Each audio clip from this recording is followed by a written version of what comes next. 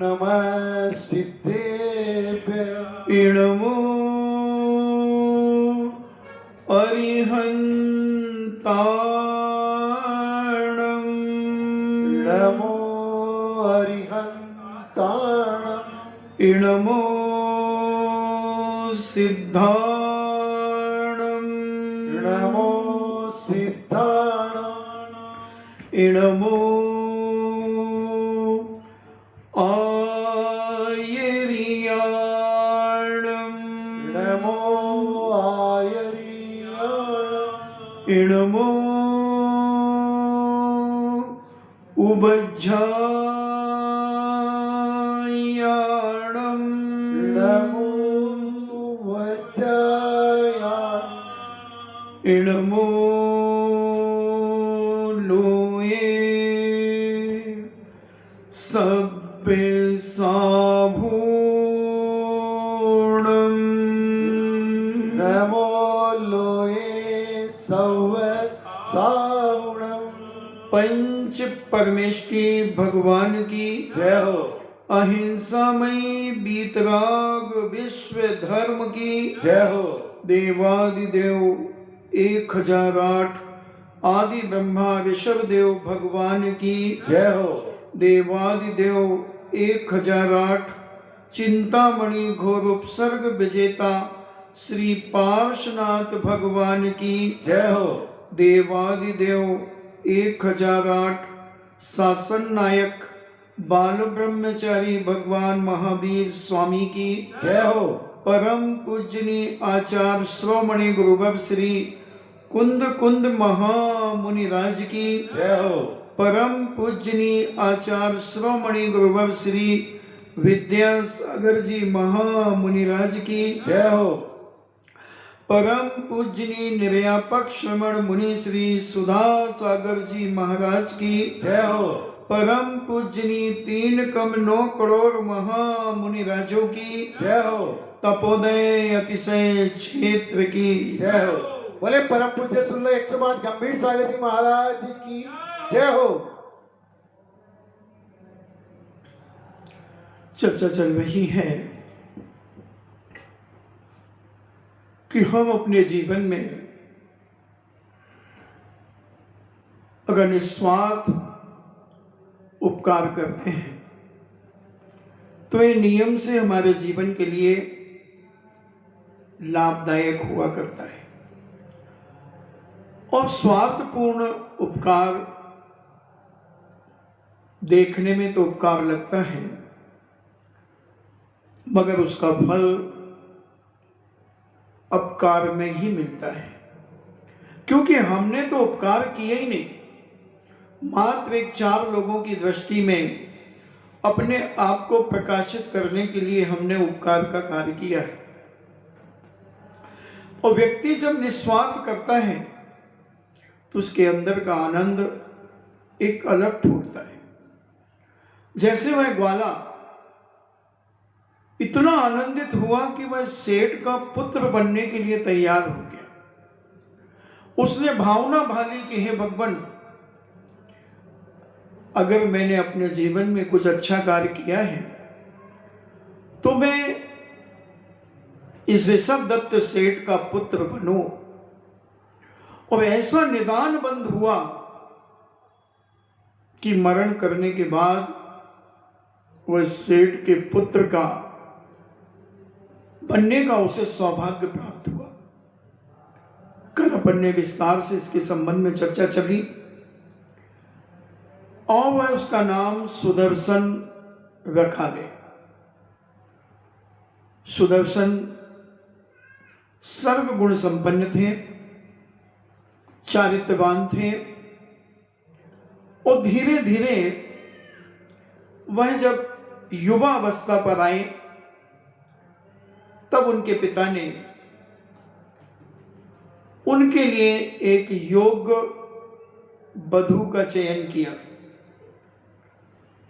और उसी ही नगर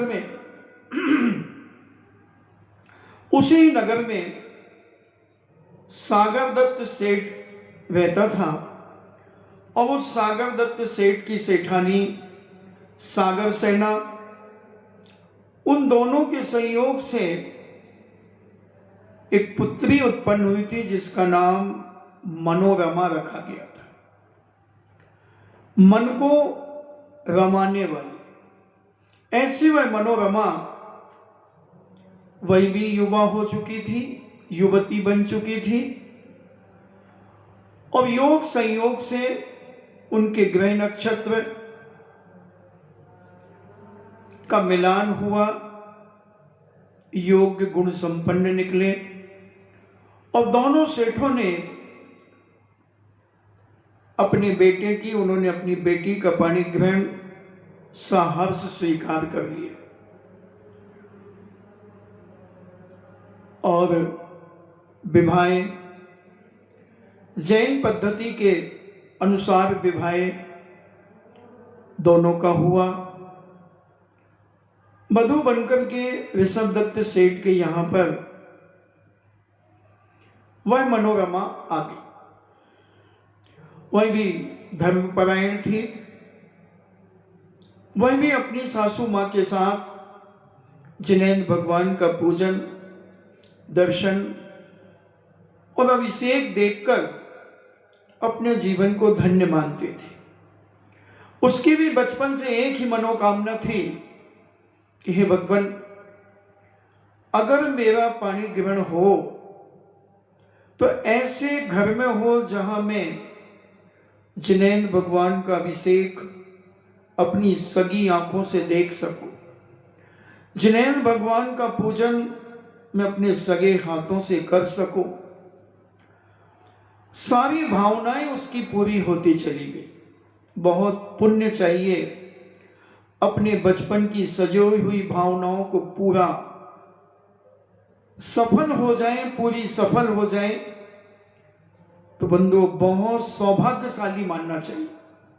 नियम से हमने पूर्व जन्म में कुछ ऐसा पुण्य किया है, नियम से हमने सच्चे मन से पूर्व जन्म में जो पुण्य की क्रिया की है उसका फल आज फलीभूत हो रहा है, हमें कार्य रूप में सिद्ध हो रहा है।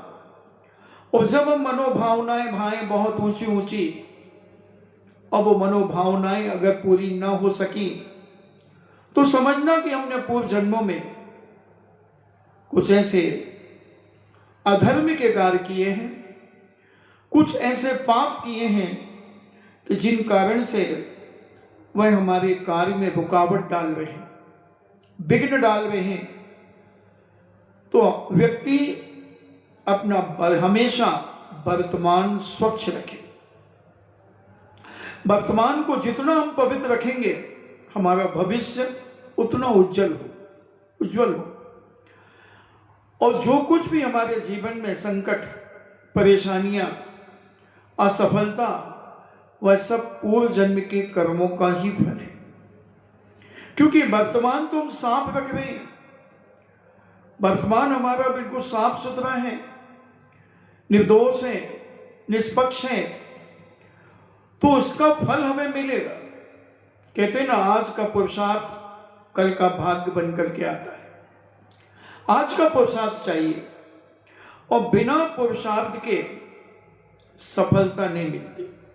कोई बिरला पूर्व जन्म का महान साथी से पुण्यशाली हो जो बिना पुरुषार्थ के सफल होता चला जाए।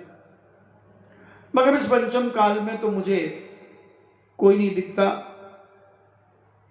कि कोई ऐसा पुण्यात्मा जीव हो जो बिना पुरुषार्थ के हर अपनी मनोकामना को पूरा करता चला जाए। एक बालक खड़गपुर से आईआईटी करके आया और उसे पता नहीं क्यों एक छोटी सी नौकरी मिली, वो संतुष्ट नहीं था। परिवार से जैन था मगर गुणों से अजैन था। उसे किसी ने बताया कि तुम आचार्य विद्यासागर जी महाराज के पास जाओ, तुम्हारा सब काम हो जाएगा। क्योंकि वो उस नौकरी से संतुष्ट नहीं था। बहुत छोटी सी 3,500 की नौकरी, 3.5 लाख की नौकरी थी। वो कहता है कि मैंने इतनी मेहनत की, इतनी पढ़ाई की, घर छोड़ा, माता पिता छोड़े, सब कुछ छोड़ा, और इतना विवेक रखा कि मैंने जो वहां हफ्ते में 1 दिन या 2 दिन जो मीट मिलता है, उस दिन मैंने केवल दूध और फल खा करके दिन बिताए। मगर इसका यह परिणाम कि मुझे इतनी छोटी सी नौकरी मिली। मैंने पुरुषार्थ तो किया, तो पुरुषार्थ किया तो पास हो गया। अब तेरा इतना पुण्य नहीं था कि तुझे अच्छी बड़ी नौकरी मिल सके। बहुत इंटरव्यू दे चुका, 10-15 कंपनियों के इंटरव्यू दे दिए, कोई ज्वाइन लेटर उसके पास प्राप्त नहीं हुआ। 8-10 साल पुरानी घटना है। वह पूज्य आचार्य श्री के पास गया।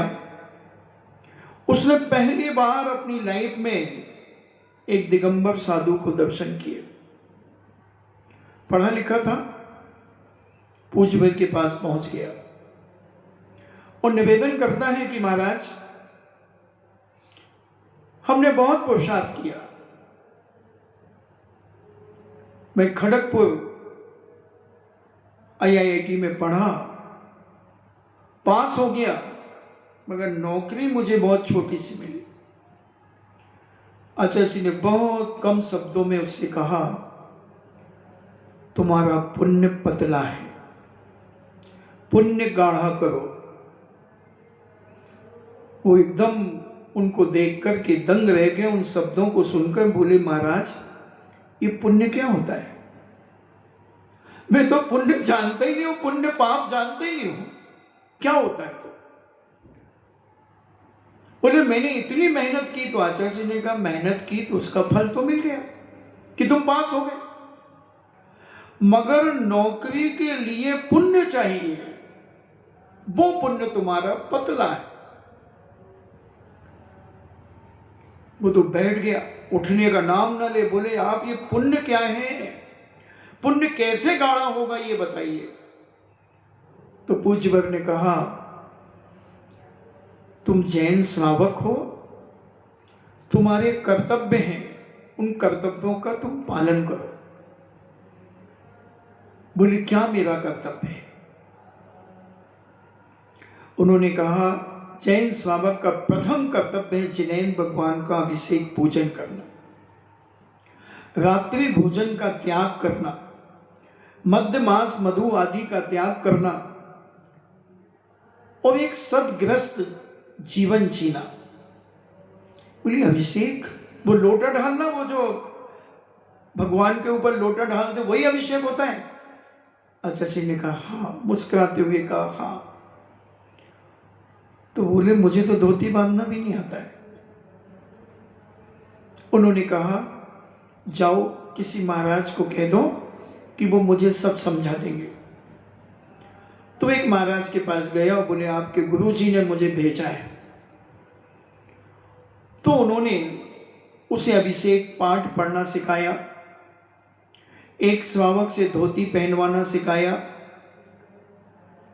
अभिषेक पाठ सिखा दिया, पूजन सिखा दी। 2 घंटे में उन्होंने सब सिखा दिया। पढ़ा लिखा था, बहुत जल्दी पकड़ लिया। और फिर वो आचार्य जी के पास गया शाम को। बोले मैंने सीख लिया, मैंने सीख लिया, अब मैं कल से करूंगा और मैं मंदिर भी जाऊंगा अपने नगर। तो महाराज ने कैसे जाओगे, तुम तो नौकर हो, नौकर। तो बोले नहीं, वहां आसपास में पता कर लूंगा मंदिर, मैं जाऊंगा। हो सकता है दूर हो। आचार्य जी ने कहा तो फिर कैसे जाओगे? बोले नहीं, मुझे पता नहीं, अब ऐसा लग रहा है कि मैंने अपनी जिंदगी में अच्छे कार्य नहीं किए। मैंने केवल लौकिक शिक्षा में ही अपना समय व्यतीत किया, मगर आपके दर्शन करने से मुझे एक आह्लाद मेरे अंदर उत्पन्न हो रहा है वो अल्लाह कह रहा है कि तूने अपना जीवन गर्त में डाल दिया अभी तक, अब बहुत सुनहरा मौका मिला है अपने आप को ऊपर उठाने का। इसलिए महाराज मुझे आशीर्वाद दो कि 5 किलोमीटर दूर भी अगर मेरे स्थान से मंदिर होगा तो मैं प्रतिदिन अभिषेक पूजन करके ही अपने ऑफिस जाऊंगा, और अगर 20-25 किलोमीटर दूर रहा तो मैं दर्शन करके ऑफिस जाऊंगा। आचार्य जी ने फिर कहा, नौकर हो नौकर, कैसे समय निकालोगे? बोले महाराज मैं ऑफिस से 6 बजे आ जाता हूँ, 5:30-6 बजे आ जाता हूँ, फिर यहाँ वहाँ की बातों में उलझन के मैं 11-12 बजे सोता हूँ, 9 बजे सो जाऊंगा, कोई काम तो है नहीं मुझे, और 9 बजे जब सोऊंगा तो मैं जल्दी अपने आप उठ जाऊंगा। अभी 8 बजे 8:30 बजे उठता हूं तो मैं 6 बजे 5 बजे उठ जाऊंगा। आचार्य ने कहा सोच लो, 3 बार उससे कहा सोच लो सोच लो। उसने कहा मैं सोच के ही आया हूं महाराज, आप तो आशीर्वाद दो कि मेरा नियम निर्दोष पले, मैं प्रतिदिन अभिषेक करूंगा 5 किलोमीटर तक। आचार्य ने आंख बंद की, ओम शांति कहा और उसे आशीर्वाद दे दिया। और वो आचार्य श्री के पास से उठा और उसके फोन की घंटी बजी। किसी कंपनी का फोन था, जहां पहले 10-15 कंपनियों में इंटरव्यू दे चुका था। वहीं किसी कंपनी का फोन आया और बोले तुम फला फला तारीख को इस कंपनी में ज्वाइन कर लो, जो भी आते हैं, और उसकी सैलरी 45 लाख रुपए की साल की। वो सारा उसके मोबाइल पर आया। वो आचार्य श्री के पास दौड़ते हुए गया, उन्हें आचार्य श्री देखो। आचार्य श्री कहते हैं ये तुम्हारे संकल्प का फल है, तुमने जो संकल्प किया इतनी दृढ़ता के साथ कि मैं 5 किलोमीटर दूर मंदिर रहेगा तो अभिषेक पूजन करूंगा, इसी का नाम है पुण्य गाढ़ा करने का तरीका। और तुमने जो संकल्प करते ही तुम्हारा पुण्य बढ़ने लगा, पुण्य बढ़ने लगा। संकल्प करते ही आदमी का पुण्य बढ़ना शुरू हो जाता, और वह आश्चर्यचकित हो गया।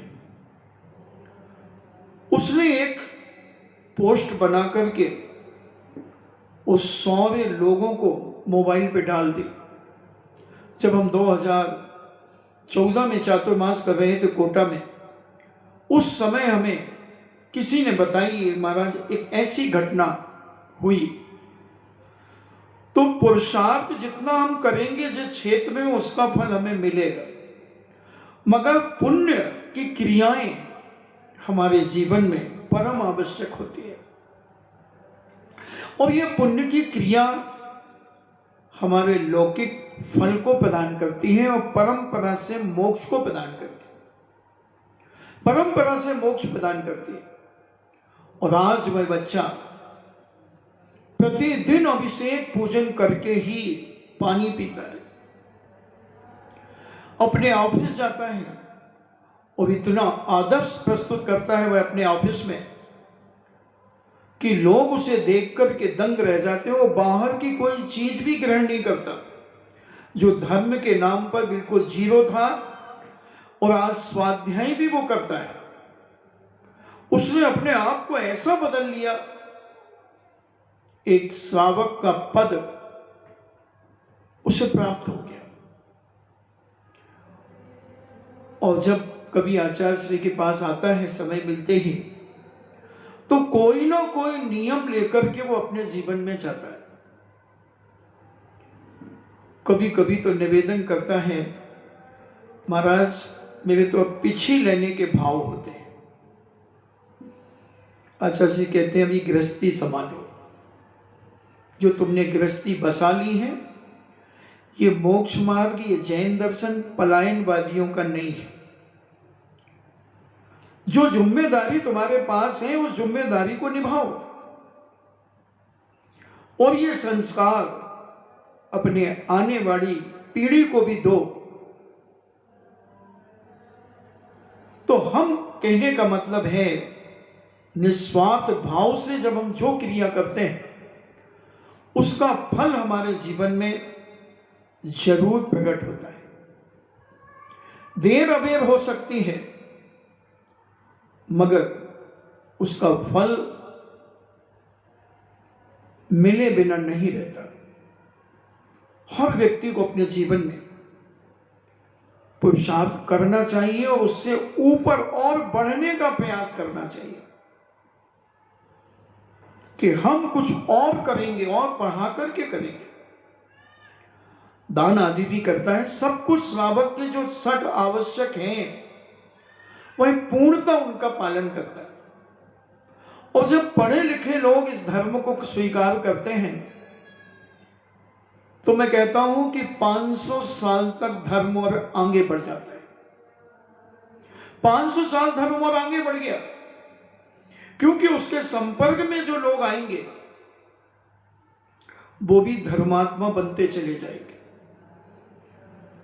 उनकी पीढ़ी दर पीढ़ी ये संस्कार होते चले जाएंगे।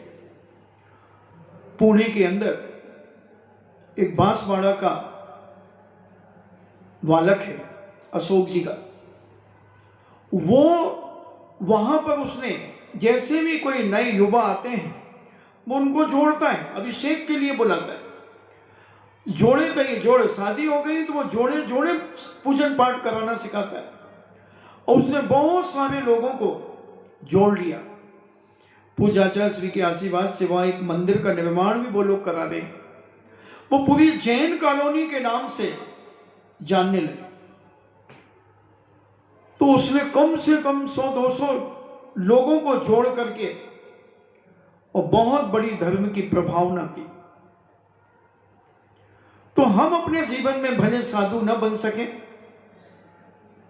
मगर इस बीतराग धर्म को लोगों को पहुंचाएं, लोगों को समझाएं, बताएं और उसके माध्यम से हम इस जैन धर्म की प्रभावना कर सकते हैं। कुछ अपने चरित्र के माध्यम से, अपनी क्रियाओं के माध्यम से भी हम सामने वाला आकर्षित हो सकता है। आकर्षित करना नहीं है, हमें कर्तव्य निष्ठ रह करके अपने जीवन का यापन करना है और उस कर्तव्य निष्ठ जीवन को देखकर हमारा रिफ्लेक्शन जरूर आसपास के लोगों के ऊपर पड़ेगा और वो पढ़ेगा तो वो कभी ना कभी उस मार्ग पर आने का प्रयास करेंगे, आज नहीं तो कल। क्योंकि आदमी कितना भी सुखी हो अगर उसकी आत्मा में धर्म के संस्कार नहीं है तो वो कहीं ना कहीं से मानसिक दुखी होता ही रहता है। पैसा होना ही सब कुछ नहीं है, पैसा बहुत सारे लोगों के पास है। तो क्या सारे पैसे वाले सुखी हैं? मुझे तो नहीं लगता कि सारे पैसे वाले सुखी हैं। कहीं ना कहीं से कोई दुख परेशानियां उनके जीवन में आती ही रहती है, आती ही रहती है। और अगर धर्म का सहारा मिल जाए तो उस परेशानी को हम सहन करने की ताकत प्राप्त कराता है धर्म।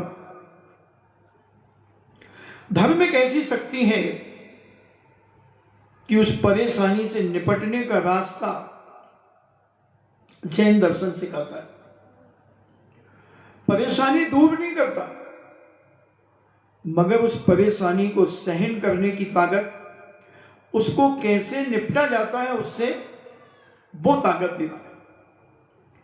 ऐसे समता परिणाम के माध्यम से आदमी अपने आप को निश्चिंत कर लेता है। साधु और तुम में अंतर क्या है? तो क्या साधु बनने के बाद परेशानियां नहीं आती हैं? आती हैं, कभी अंतराय हो जाते हैं, कभी अलाभ हो जाता है, कभी गर्मी चढ़ जाती है। जो परेशानियां तुम्हें होती वो साधु को भी होती है, क्योंकि साधु होने के पहले वो एक इंसान है। साधु तो बाद में है, पहले वो एक इंसान है। और इंसान को जितनी परेशानियां होती हैं वो साधु को भी होती है।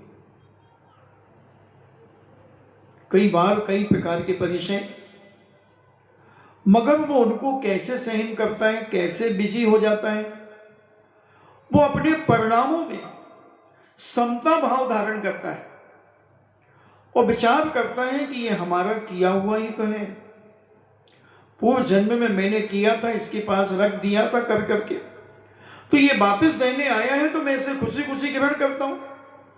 उसका प्रतिकार नहीं करता, उसकी उपेक्षा नहीं करता, उसका सम्मान करता है, उसका आदर करता है और बड़ी समता भाव से उसको सहन करके अपने आप को समझाता है। साधु को भूख भी लगती है, प्यास भी लगती है, गर्मी भी लगती है, ठंड भी लगती है, सब कुछ लगता है, मगर वो अपने आप को इस तरीके से समझाता है कि उसकी समझ इतनी पक्की और दृढ़ होती है, उसका मन बदल जाता है और वह रात ठंड की बहुत शांति से निकाल लेता है, गर्मी की रात बहुत शांति से निकाल लेता है, अंतराय का दिन बहुत शांति से निकाल लेता है, अगर सच्चा साधु है तो। और अगर फर्जी है तो फिर तो सब हथकंडे अपनाएगा, अपनाता है। ऐसा पुरुषार्थ और ऐसा पुण्य हम अगर अपने जीवन में प्राप्त करें तो हम सब कुछ पा सकते हैं। सुदर्शन यही करता है। सुदर्शन जिनेंद्र भगवान का अभिषेक, पूजन, सारे कार्य करके अपने व्यापार पर बैठता है। एक दिन सपरिवार ऋषभदत्त सेठ, अभयदासी मां, सुदर्शन, मनोरमा, सुदर्शन का बेटा सुकांत, ये सारा का सारा परिवार पूज्य मुनिराज के दर्शन के लिए गया। और मुनिराज का वीतराग मुद्रा का दर्शन करके धर्मोपदेश सुनकर सेठ ऋषभदत्त को वैराग्य हो गया और उन्होंने पूज्य मुनिराज से कहा कि महाराज, अब मेरा मन घर जाने का नहीं है। महाराज ने परीक्षा लेने के लिए कहा, सेठ जी इतना बड़ा व्यापार तुम ऐसे कैसे छोड़ करके? बोले महाराज, सामान लेगा बेटा, उसके पुण्य में होगा तो सामान लेगा, क्योंकि मैंने तो इसे इसके पैरों पर खड़ा कर दिया, पढ़ा लिया, लिखा दिया, व्यापार सिखा दिया, सब कुछ मैंने इसे होशियार बना दिया है और सारे व्यापारियों में इसकी साख भी बन गई है। यहां तक कि राजा साहब भी इसे बहुत अच्छे से पहचानते हैं। कई बार राज दरबारों में रत्न लेकर के जाता है और राजा इनके रत्नों को लेकर अपने आप को धन्य मानते हैं। बहुत सारे सेठ अपने अपना माल लेकर के राज दरबार में जाते हैं, मगर अधिकतर राजा साहब की प्रसन्नता कहो, उदारता कहो, वो सुदर्शन के ऊपर है। इसलिए मुझे व्यापार की तो कोई चिंता है नहीं, क्योंकि बेटा योग्य है। बस अब एक ही भावना है कि मेरा आत्म कल्याण कैसे हो। मुझे अपना कल्याण करने की अब चिंता है, क्योंकि मैंने अपना कर्तव्य पूरा कर लिया। मैं पलायनवादी नहीं हूं महाराज, आप बेटे से पूछ लीजिए। बेटे की भी स्वीकृति है, अगर आप अकेले में भी पूछना चाहे तो पूछ ले। महाराज ने कहा, सुदर्शन, क्या तुम्हारे पिता अगर मुनि बनने की भाव रखते हैं तो क्या तुम्हारे तरफ से कोई उनका विरोध? बोले, महाराज मैं इतना पापी नहीं हूं कि मैं माता पिता को धर्म के मार्ग में रोकने का प्रयास करूं। मैं अपने स्वार्थ से उनके जीवन को गर्त में डालना नहीं चाहूंगा। हाँ ठीक है, मैं उनसे नहीं कहूंगा कि पिताजी आप दीक्षा ले लो। अगर वो कहते हैं कि बेटा मेरा मन अब घर लौटने का नहीं है, तो मैं उनके चरण छू करके कह दूंगा, पिताजी आप निश्चिंत होकर के दीक्षा लें। आप दूर दूर तक मेरी चिंता ना करें, ना मनोरमा की चिंता करें, ना सुकांत की चिंता करें। आप तो नियम से अपने भावों की और विशुद्धि बढ़ाएं और अपने जीवन को जितना ऊंचाइयां दे सकें आप दें पिताजी। हमारा पूरा सहयोग आपके लिए है। महाराज ने कहा, शाबाश बेटे। और अभय दासी कहती है, महाराज मैं भी इसी मार्ग पर चलना चाहती हूं। महाराज कहते हैं, बहू को कौन संभालेगा? बोले, बहू संभल चुकी है, उसे कोई किसी प्रकार की लालच नहीं है महाराज, कोई शौक नहीं है, बहुत धर्मात्मा है। जैसी मैं चाहती थी वैसी मुझे बहू मिली, और बहू जैसा घर चाहती थी बहू को वैसा घर मिला।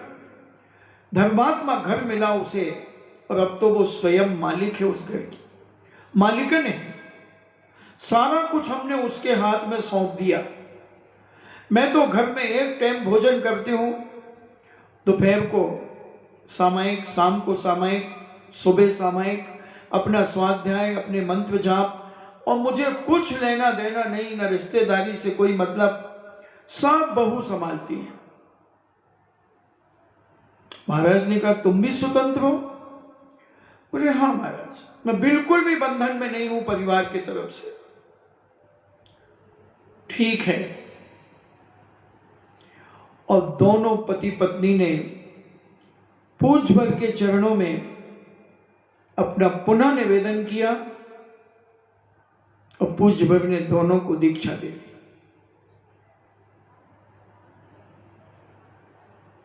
ऋषभदत्त सेठ अब ऋषभदत्त मुनि हो गए हैं।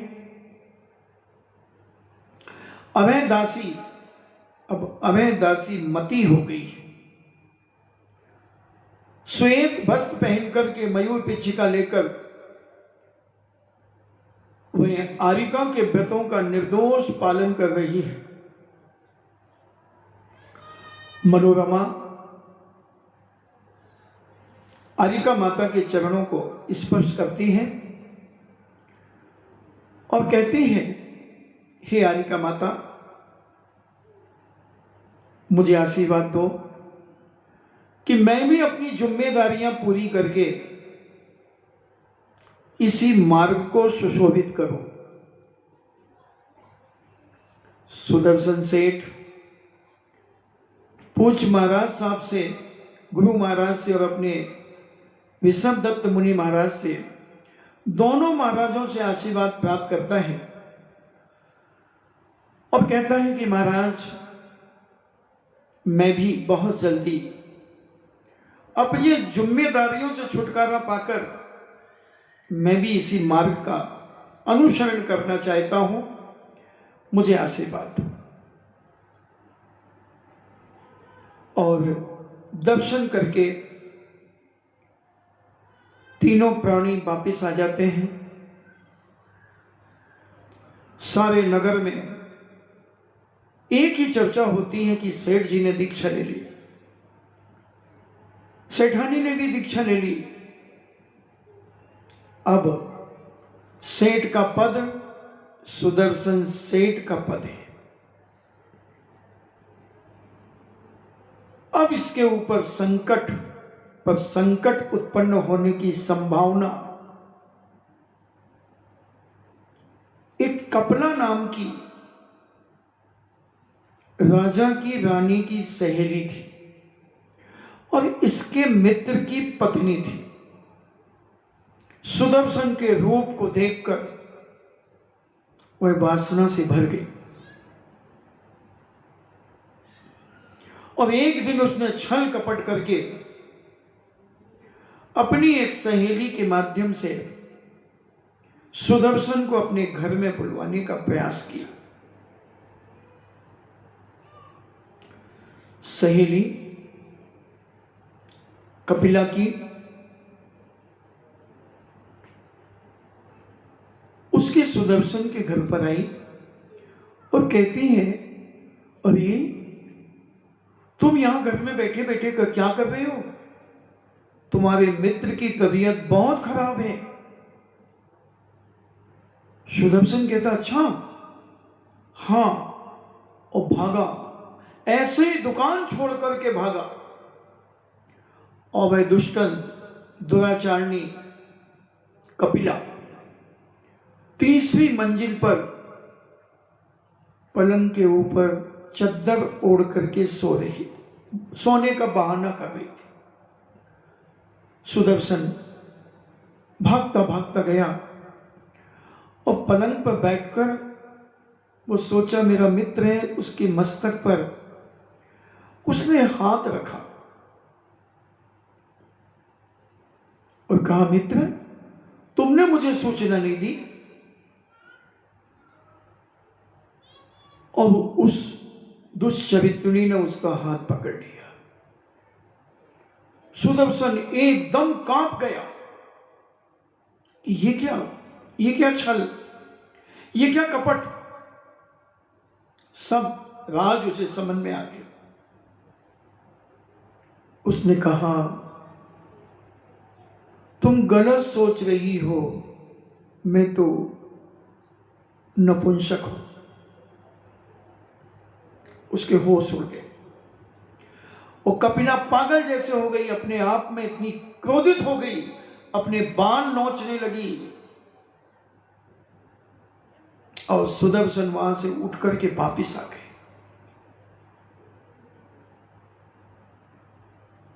देखना, अपने चरित्र को बचाने के लिए अपने आप को नपुंसक घोषित कर दिया। कैसे थे लोग पहले के? अपने चरित्र को, अपने सील को बचाने के लिए नपुंसक बन गए और भागे और दुकान बंद करके सीधे जिनालय चले गए और प्रभु के चरणों में बैठे और कहा, प्रभु आज मैं संकल्प करता हूं कि हर अष्टमी और चतुर्दशी को मैं शमशान में जाकर मुनि की साधना करूंगा। मैं मुनि बनकर के अपना जीवन अष्टमी चतुर्दशी को सप्तमी की रात को मैं चला जाऊंगा और अष्टमी की रात और नौमी के प्रातःकाल पौ पड़ने के पहले मैं वहां से नहीं लौटूंगा और सीधा वहां से लौटकर स्नान आदि करके जिनालय में अभिषेक पूजन आदि करके भोजन करूंगा। ये संकल्प कर लिया। अष्टमी चतुर्दशी मुनि बनकर के शमशान में ध्यान करना क्यों बनाई जाती थी? ये नसियाएं, शहर से दूर जो मंदिर बनाए जाते थे उन्हें नसिया कहा जाता था। जयपुर में बहुत सारी नसियां हैं। अजमेर में बहुत सारी नसियां हैं। सोनी नसिया जहां बनी है वो बिल्कुल जंगल था। शहर तो वहां से आधा पौन किलोमीटर दूर था। चारों तरफ जंगल था। सोनी नसिया जब 1825 में शिलान्यास हुआ, 1851 में पंच कल्याणक हुआ, उस समय लोग शाम को जाने में डरते थे वहां पर। तो इसीलिए थी कि अपने आत्म कल्याण की भी चिंता करो, व्यापार के साथ, परिवार के साथ रह करके भी इंटेंशन, अपना लक्ष्य बना करके रखो। और श्रावक अष्टमी और चतुर्दशी को अभी के लोग नसियाओं में जाकर अपना दिन व्यतीत करते थे, क्षेत्रों पर जाकर के अपने दिन व्यतीत करते थे और धर्म ध्यान में अपना सारा समय व्यतीत करते थे। सामायिक, स्वाध्याय, प्रतिक्रमण, आलोचना, जाप, इसमें ही सारे 8 पहर व्यतीत करके फिर अपने घर को जाते थे।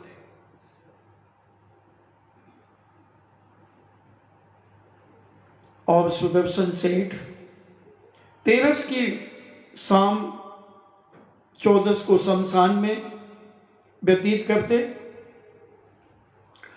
और पूनम या अमावस्या को घर लौटते। ऐसी साधना उन्होंने अपने जीवन में करना शुरू कर दिया। और एक दिन जब राजा से वार्तालाप चल रहा था, उसी समय रानी उपस्थित होती है और रानी सुदर्शन के रूप को देखकर एकदम इतनी प्रभावित हो जाती हैं और विकारों से भर जाती है, विकारों से भर जाती है।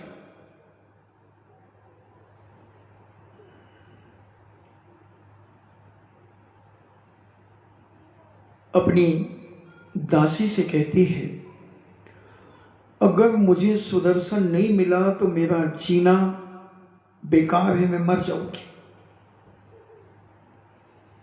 दासी ने कहा, रानी साहिबा क्या कह रही हो? थोड़ा लोक लाज का ध्यान रखो। आप रानी हैं,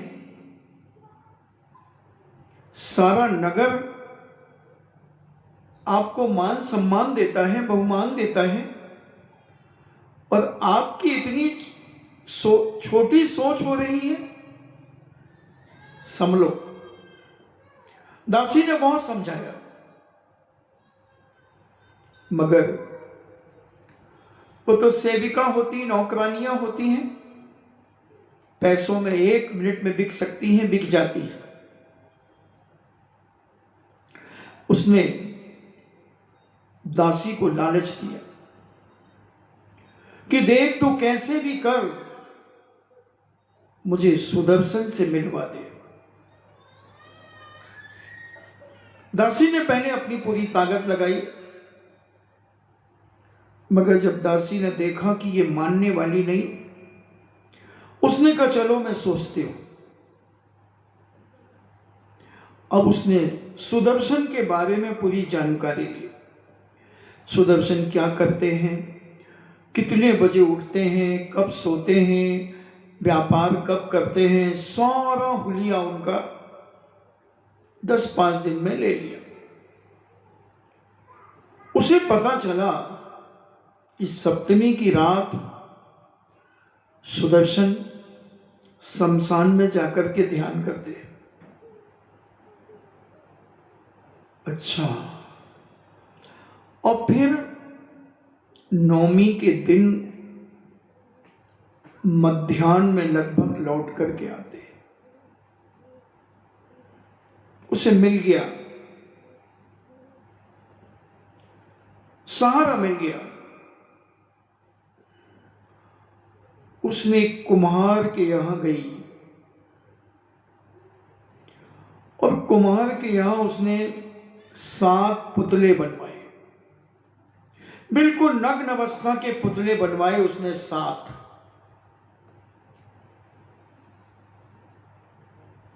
और उस राजमहल के 7 दरवाजे थे। 7 दरवाजों पर चौकीदार बैठता था। 7 दरवाजों पर चौकीदार बैठता था।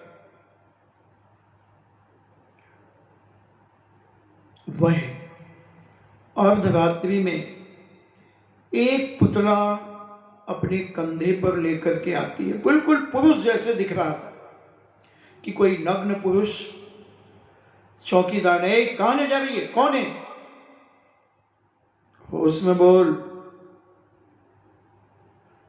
और उसने पुतला गिरा दिया, पुतला टूट गया। अब तेरी सुबह खैर नहीं। रानी साहब का आज नग्न पुरुष की पूजन करके कल प्रातःकाल भोजन करने का नियम था, और तूने पुतला गिरा दिया। अब देख, तुझे कल नौकरी से नहीं निकलवाया तो मेरा नाम भी। वो कांप गया। उसने कहा, आप दूसरा ले आओ। हम बिल्कुल नहीं रोकेंगे, आप दूसरा ले आओ। बनवाना पड़ेगा, आवाज कैसे मिलेगा। रानी का आज कल का उपास रहेगा। नौकरी सबको प्यारी होती है। ठीक है, अब जब मैं कभी अगर आऊं तो तू मुझे रोकना मत। मैं अभी रानी साहब से नहीं कहूंगी, मैं कहूंगी कि मेरे हाथ से वह नग्न देवता फूट गया। हाँ, मेरा नाम मत लेना, मेरा नाम मत। हाँ, तेरा नाम नहीं लूंगी, मगर ध्यान रखना अगले बार अगर जब मैं लेके आऊंगी तो तू मुझे आने देना, रोकना मत। ठीक है।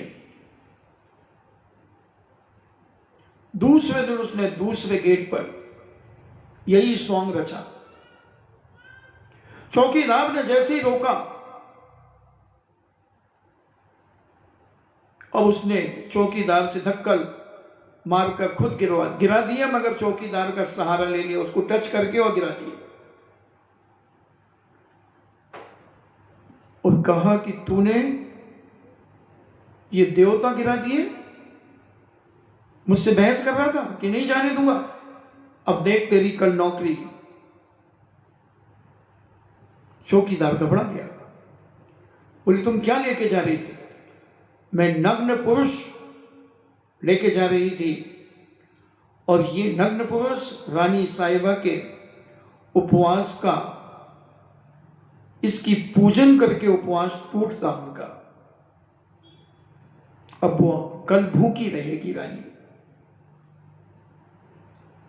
बस अब तू तैयार हो जा, अपना सामान बांध ले, बोरिया बिस्तर, और तेरा कल गमन हो जाएगा अब यहां से। फांके मारेगा, फांके। क्या तुम मेरी नौकरी छुड़वा दोगी। हाँ, तूने आज बहुत बड़ा अपशकुन किया है, दुष्ट कहीं का।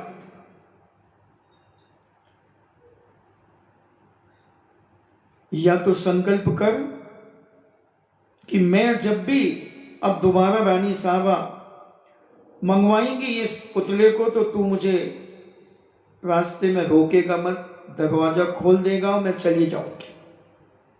हाँ ठीक है। रानी साहब से तो नहीं कहोगी ना। नहीं कहूंगी। और उसने 2 दरवाजे अपने कब्जे में कर लिए। तीसरा दरवाजा भी ऐसे ही उसने कब्जे में किया, चौथा भी किया, 5वां भी किया, 6वां भी किया, 7वां भी किया।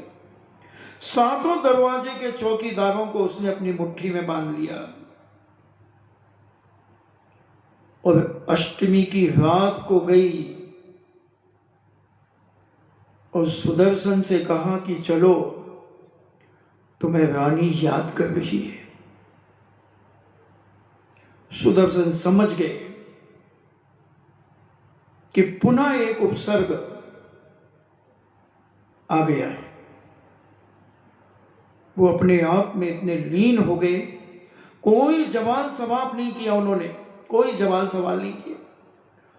वो एक काष्ठवत खड़े रह गए।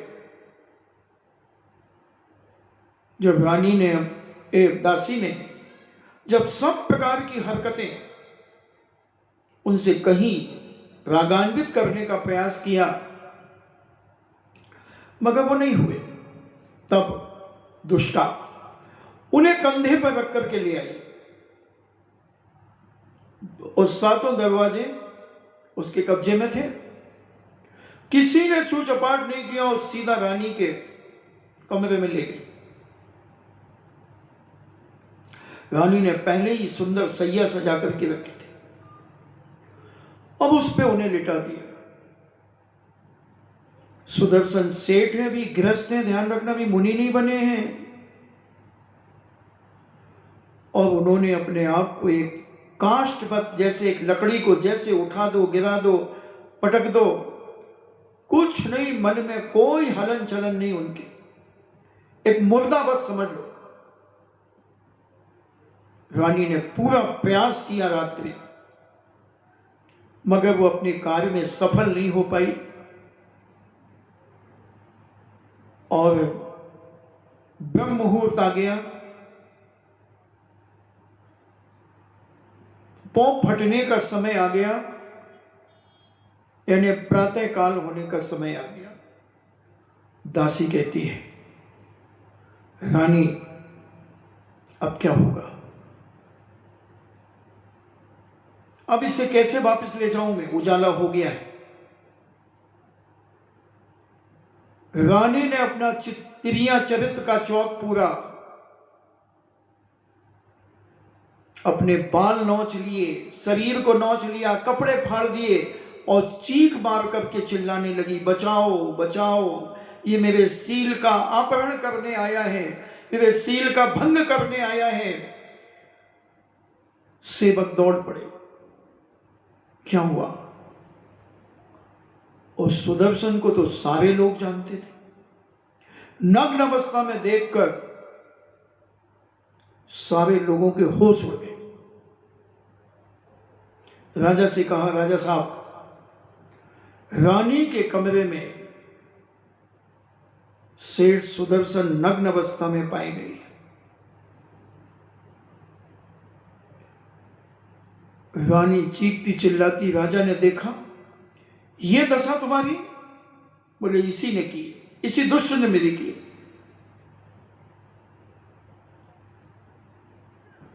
राजा कहता है, इस दुष्ट को सारी समाज जनता के सामने धर्मात्मा बनता है, पापी कहीं का, जाओ इसके 100 टुकड़े कर दो,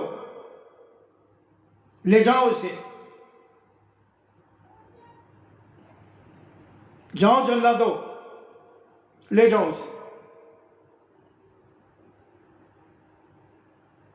सुदर्शन काष्ठवत मुर्देवत है और उन्होंने मन में संकल्प कर लिया कि अगर मैं इन जल्लादों के हाथों से बच गया तो मैं अब सच्चा दिगंबर मुनि बन जाऊंगा, सच्चा दिगंबर मुनि बन जाऊंगा। और जल्लाद सुदर्शन सेठ को ले गए नग्न अवस्था में।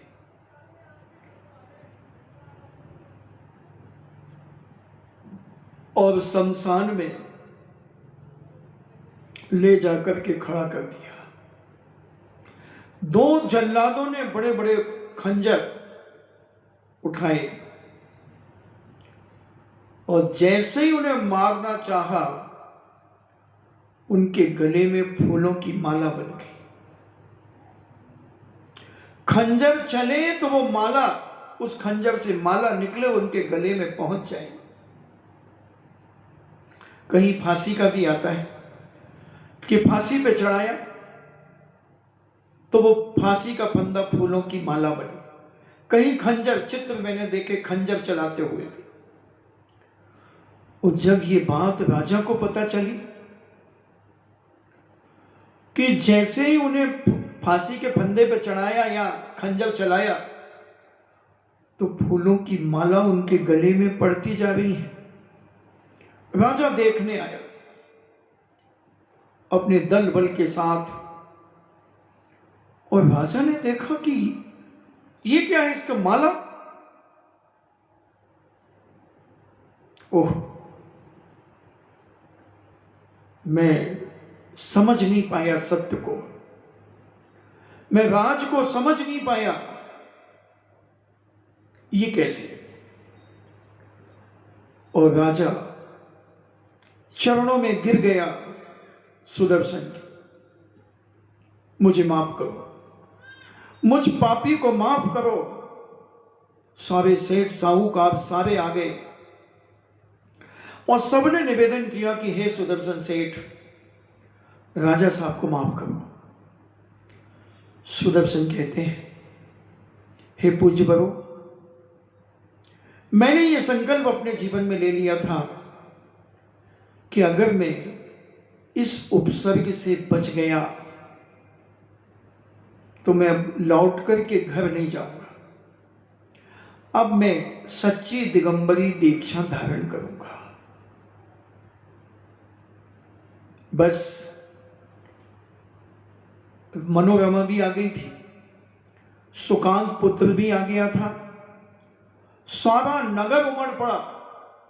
सुदर्शन ने वही माटी से अपने सुकांत बेटे का तिलक किया और कहा, श्रेष्ठी बरो, ऋषभ दत्त का पोता आज से गद्दी संभालेगा।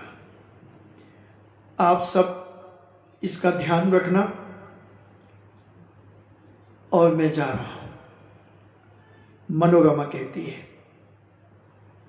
प्राणनाथ, अभी कुछ समय और रुक करके जाना, मैं भी आपके संग चलूंगी। मगर सुदर्शन कहते हैं, एक द्रव्य दूसरे द्रव्य का कुछ नहीं करता। सब अपना अपना कल्याण अपनी अपनी भावना से करते हैं, अपनी अपनी शक्ति के अनुसार व्रत नियम लेकर के जीवन का यापन करते हैं।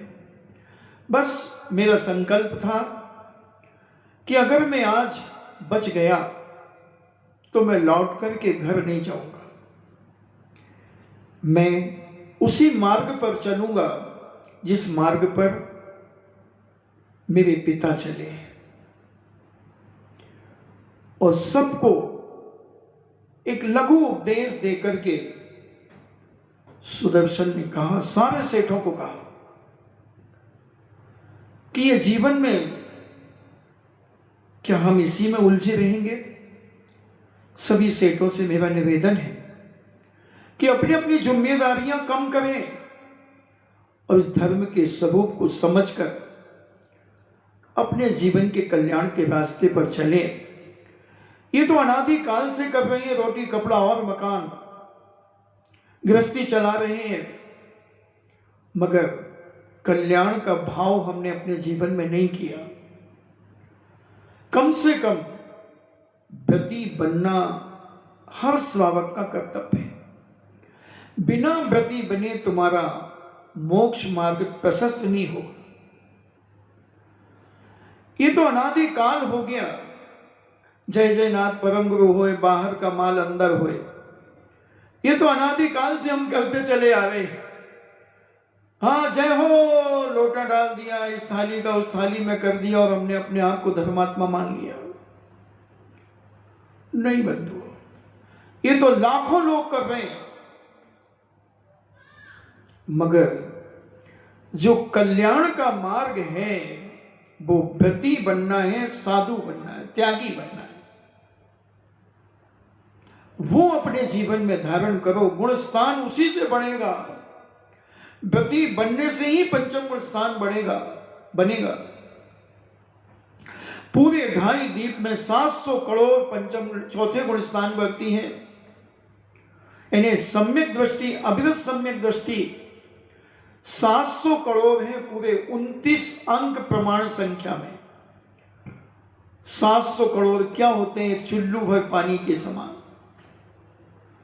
और अगर व्रती देखे जाएं, उसमें आरिका मिला लो, एलक छुल्लक मिला लो और 2 प्रतिमाधारी मिला लो, ये 1300 करोड़ है, ये 13 करोड़ है।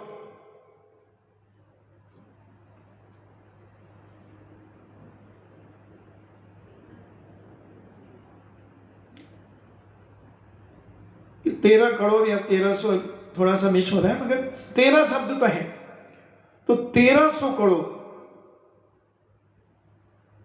अब आप सोच लो 29 अंक प्रमाण संख्या में हमारा नंबर कब आएगा?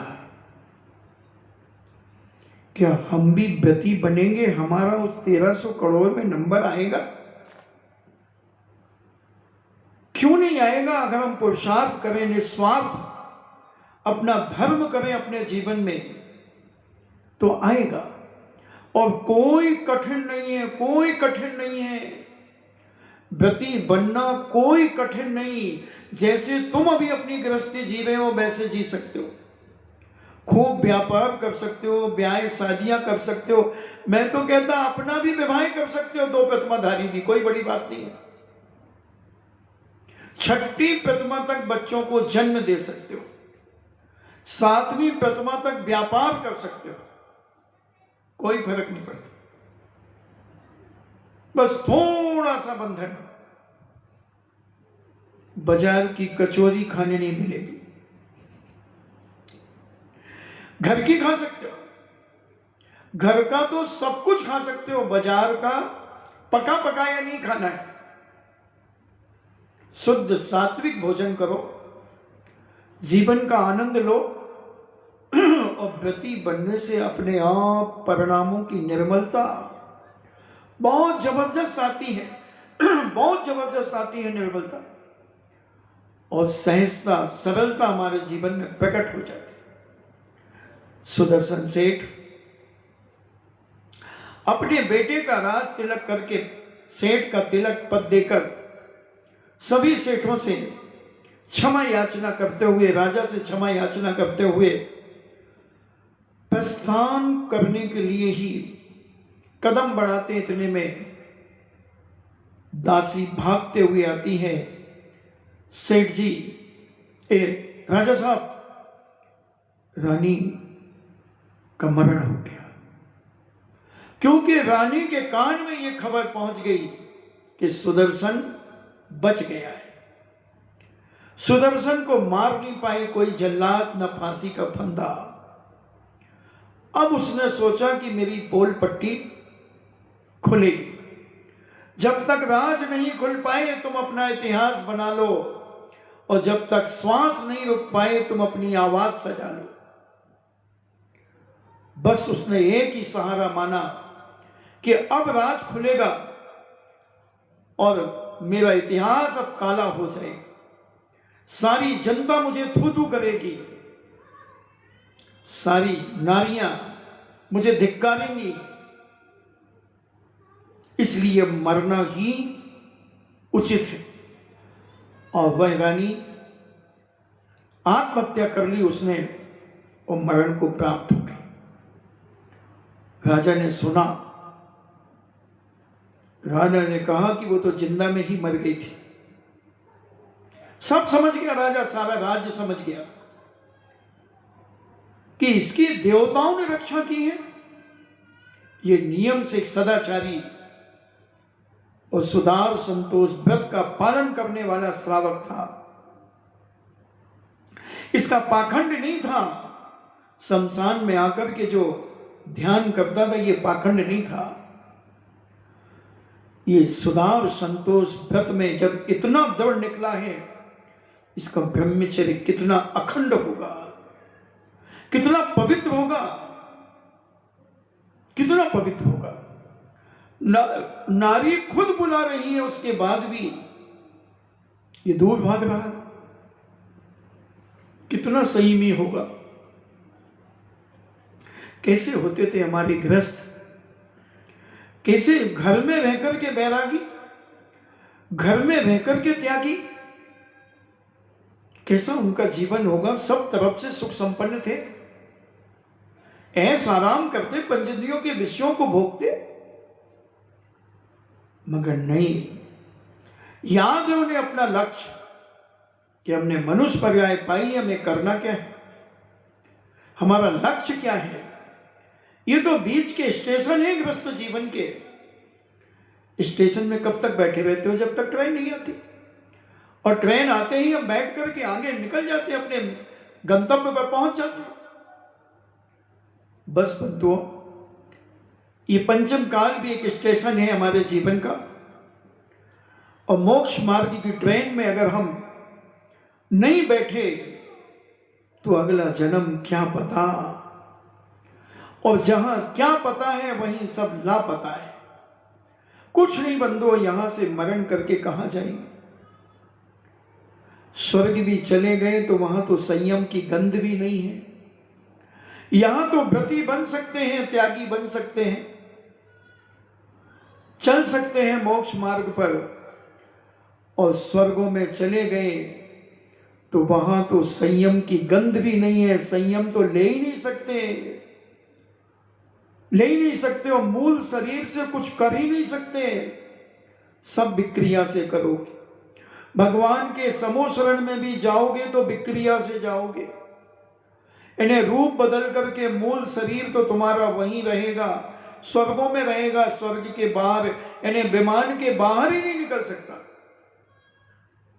विमान के बाहर नहीं निकल सकता। जैसे लॉकडाउन में वो पर्चियां चिपका देते थे ना घर के अंदर, तो घर के अंदर पैक, उधर से लोग खिड़की से तो झांक सकते थे, मगर स्वर्गों में खिड़की से भी नहीं झांक सकते बाहर।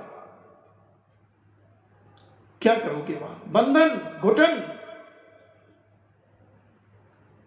इसलिए यहां से व्रती बनकर संयम धारण करके जाओगे तो वो वैराग वहां भी बना रहेगा। तुम इंद्रियों की विषयों में लिप्त नहीं होगे, रागान्वित नहीं होगे। भले मूल शरीर से भगवान का अभिषेक नहीं करोगे, मगर अभिषेक वहां भी करोगे, पूजन वहां भी करोगे। भगवान के समूह शरण में जाओगे और समूह शरण में भगवान की दिव्य ध्वनि खिलेगी, उसको सुनोगे और अपने आप को उस स्वर्गीय वैभव में रचा पचा करके नहीं, अपने आप को बचाने का प्रयास करोगे, उन देवियों से बचने का प्रयास करोगे। उन्हें भी धर्म के संस्कार और शिक्षा देकर के उन्हें भी वैराग्य का भाव उनके जीवन में उत्पन्न कराओगे। मगर जब यहां से व्रती बनोगे तब ना, यहां से बैरागी बनोगे तब ना, यहां से राग को कम करोगे तब ना। करना तो पड़ेगा, अगर भव्य हो तो करना पड़ेगा। कभी ना कभी तो तुम्हें मोक्ष मिलेगा, मगर जितना जल्दी मिल जाए उतना अच्छा, जितना जल्दी ये संसार छूट जाए उतना अच्छा। क्या उम्र थी सुदर्शन की, और चले गए, और मुनि दिगंबर मुद्रा को धारण किया। आज आपका समय 10 मिनट ज्यादा हो गया, आई एम सॉरी प्लीज।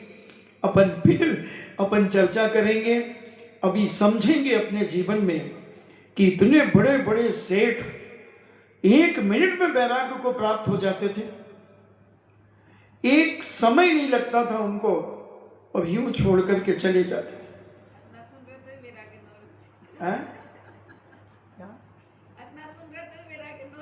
अब कहीं करो, होना चाहिए। 2 प्रतिमाओं में कहीं कहीं तक कोई परेशानी नहीं, कुछ परेशानी नहीं है।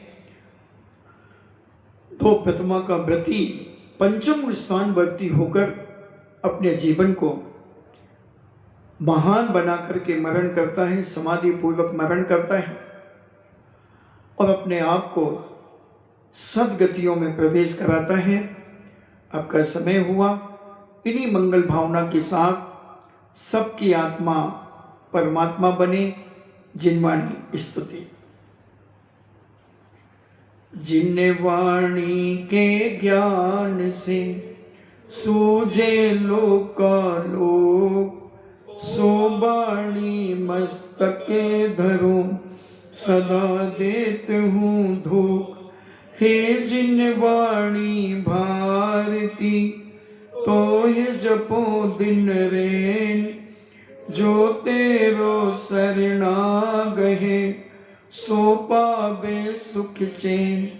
देव भजो अरिहंत को, गुरु सेवा निर्ग्रंथ।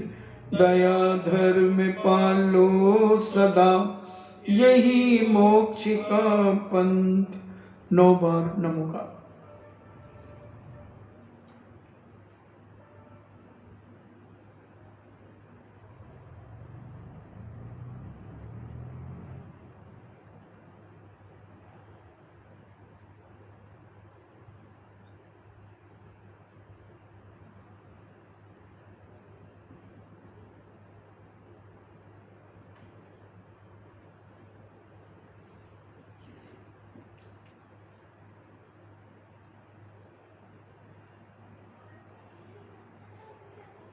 परम पूजनी द्वादशांग जिनवाणी माता की।